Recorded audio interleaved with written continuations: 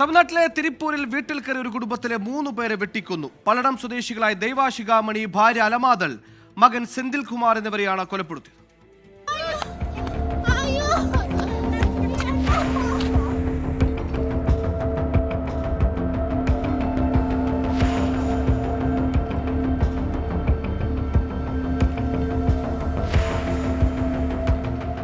ഇന്നലെ രാത്രി പള്ളടത്തായിരുന്നു സംഭവം.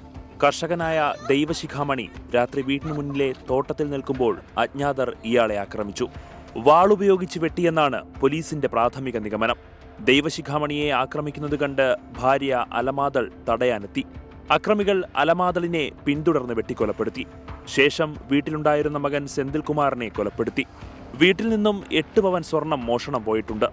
എന്നാൽ കവർച്ച തന്നെയാണോ കൊലപാതകങ്ങൾക്ക് പിന്നിലെ കാരണമെന്ന് വ്യക്തമായിട്ടില്ല. കുടുംബത്തോട് ആർക്കെങ്കിലും വൈരാഗ്യമുണ്ടായിരുന്നോ എന്ന് പോലീസ് പരിശോധിക്കുന്നുണ്ട്. ഈ സംഘത്തിൽ എത്ര പേരുണ്ടായിരുന്നു എന്നും വ്യക്തതയില്ല. രാവിലെ വീട്ടിലെത്തിയ അലക്കുതൊഴിലാളിയാണ് വിവരം പോലീസിനെ അറിയിച്ചത്.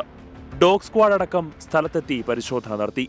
5 പ്രത്യേക സംഘങ്ങൾ കൊലപാതകത്തെക്കുറിച്ച് അന്വേഷിക്കുമെന്ന് തിരുപ്പൂർ മുനിസിപ്പൽ പോലീസ് കമ്മീഷണർ പറഞ്ഞു. CCTV ദൃശ്യങ്ങളുടെ അഭാവം പോലീസ് അന്വേഷണത്തെ ബാധിക്കുന്നുണ്ട്. 24 ചെന്നൈ.